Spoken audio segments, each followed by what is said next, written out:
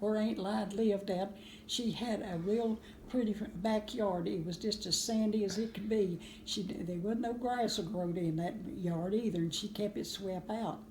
Well, one day, Aunt Mary lived just a little bit down below her.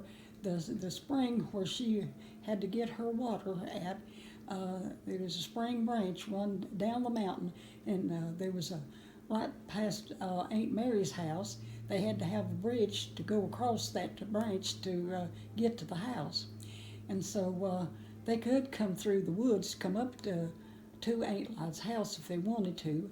And so there was one day there that one of the girls come running up to Aunt Lyde's house and told her, said, Aunt Lyde said, you better go and hide. Said, Daddy's drinking right now and he's on the warpath, and said he's got a gun and he's going to come up here and shoot you. And she said, honey, said, you get back to the house through the woods just like you come up here. Don't let him know that you've been here. But said, your daddy gets up here, said, I'll handle your daddy. And so she was out there in the backyard with her broom, and she was sweeping that's a sandy yard out. And here he come. He come up the mountain, and he got up there close enough, and he shot at her. And she took off after him with a broom, and she put him back down the mountain, and her with a broom and him with a gun. But she put him back down the mountain to his house, and she finally got one of the neighbors to take her to town, and she took out a warrant for him.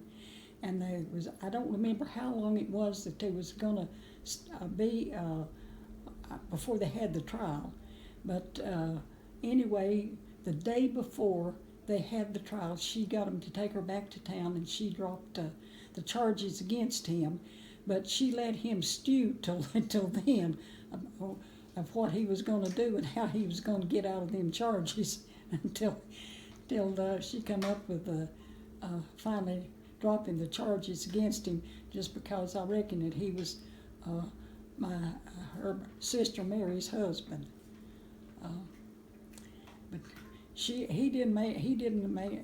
was trying to intimidate her, but he didn't. She stood her ground, and she would stand her ground, Betty. She was a real mountaineer. All right, we're going to stop that there.